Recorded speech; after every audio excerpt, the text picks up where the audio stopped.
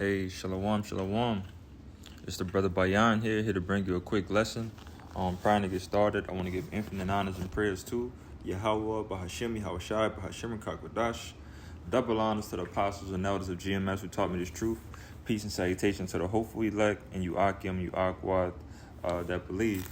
All right, and this is going to be a first for me, so bear with me and Lord willing that this goes through how it needs to be.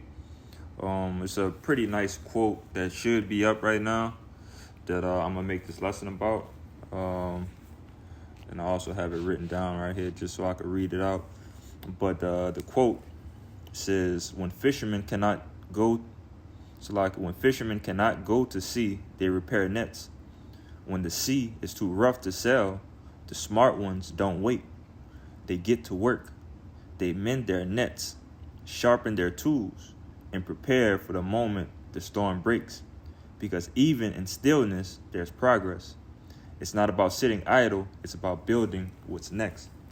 All right. And that right there sparked a couple precepts in my mind. You know, first and foremost, what are you doing on your downtime? All right. Because as it was just saying right there with the fishermen, best believe that they are fishermen, that they have that downtime and don't do nothing with it. All right. And when it's time for them to get back out there and, do their fishing things and so on and so forth, now they got to play catch up because they wasn't doing the thing that what they supposed to be doing, in their leisure time. All right. And with that being said, I'm going to kick it off with the book of Sirach, chapter 38.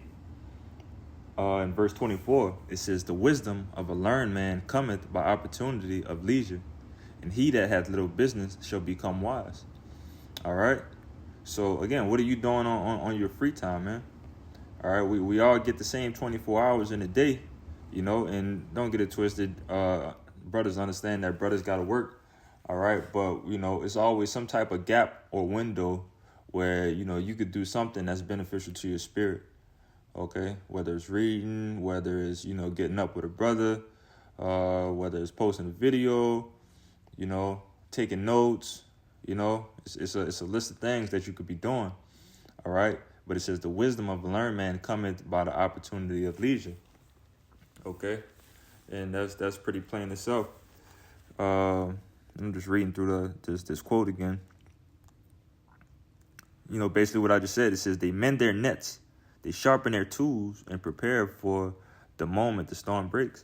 It's that preparation. All right. They got that saying, something dealing with the peace. Preparation prevents poor performance. I believe is what it is.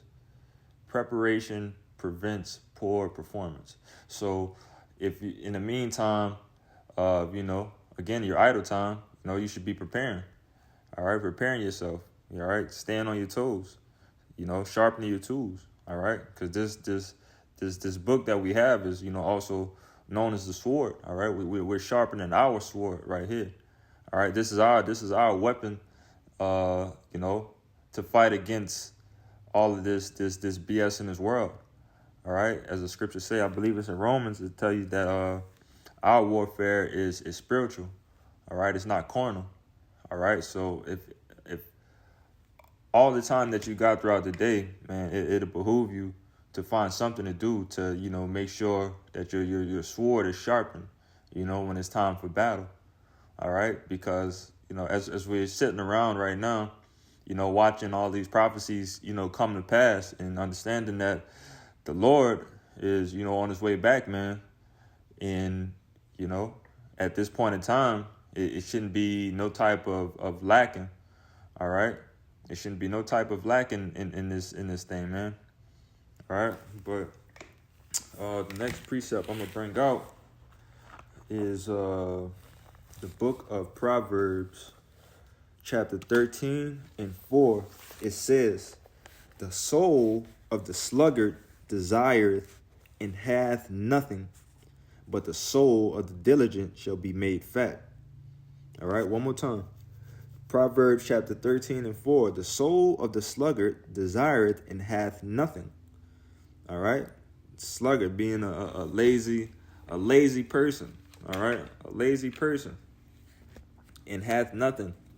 But the soul of the diligent shall be made fat. All right, that brother that's being diligent, with their time, when the time comes, they're gonna reap. All right, and it's crazy that I got that lined up in the precept too, but they're gonna reap when the time comes. All right, because they're being diligent with their time. All right, they're being active. They're being proactive with their times. All right, you don't want to be that sluggard that desireth and hath nothing, because at the end of the day, you're going to have nothing. I'm just jumping around right now. Let me just get to it. All right, you're going to reap what you sow at the end of the day, man. This is the book of Galatians, chapter 6, verse 7. It says, "Be not deceived. Yahweh Bahashim Yahweh Shai is not mocked. For whatsoever a man soweth, that shall he also reap." All right. Whatsoever a man soweth, that shall he also reap. All right. If you're reaping for the righteous things, you're gonna reap righteousness. All right. If you reap, carnal wicked things, all right, you're gonna reap destruction, and that's what it's going to say in the next verse. Verse 8, it says, "For he that soweth to his flesh, for he that soweth to his flesh shall of the flesh reap corruption, but he that soweth of the Spirit shall of the Spirit reap life everlasting." All right, and that's the goal, man. All right, that's what you want to reap. That's the work you want to put in. You want to put your energy, your effort into the things that are ultimately the most beneficial to you. All right, and that should be even before the truth, that was something that should always be, in somebody's mindset, while you give your time over to negative, wicked things. All right. Again, at the end of the day, we all got 24 hours, and you choose to put 5 to 10 hours with fussing with your baby mama, baby mama drama, or going hang with these niggas that you don't like, looking for the ops. You know what I'm saying? Just strictly, straightforward negativity, negativity. It's like I'm getting tongue-tied around this thing, man. Negativity. But, or, you're just going to put yourself in holy matters, holy matters, separate from all of this carnal bullshit, again, that's in this world, man. So you can reap everlasting. You can reap life everlasting. Okay. And the last precept I'm gonna get and end this off. It says, this is the book of 2 Thessalonians, chapter 3, verse 10. It says, "For even when we were with you, this we commanded you, that if any would not work, neither shall he eat." All right. So, got to get it while the getting's good, man. Okay. You got to get it while the getting is good. All right. Because, we have I think that was probably my last video. We got an opportunity of a lifetime, man.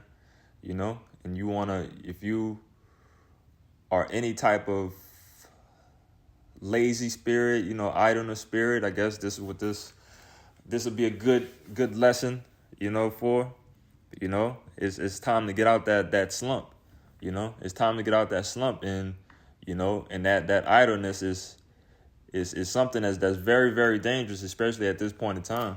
You can't stand to be idle in a 2-minute drill, when it's fourth quarter, 2-minute drill, and it's time to go win the game. All right. You gotta stay active and proactive, with things you need to do to overcome, to win. All right. But again, I pray that this lesson was edifying. I also hope that everything is showing how it needs to be shown right now. Again, this is my first time doing it this way. Just testing some new things out. But trying to get out of here, I want to give infinite honors and prayers to Yahweh, Bahashim, Yahweh Shai, Bahashim, Kakwadash. Double honors to the apostles and elders of GMS who taught me this truth. Peace and salutations to the hopeful elect, Uakim, Uakwath, with you brothers and sisters in the Hebrew that believe. Shalom.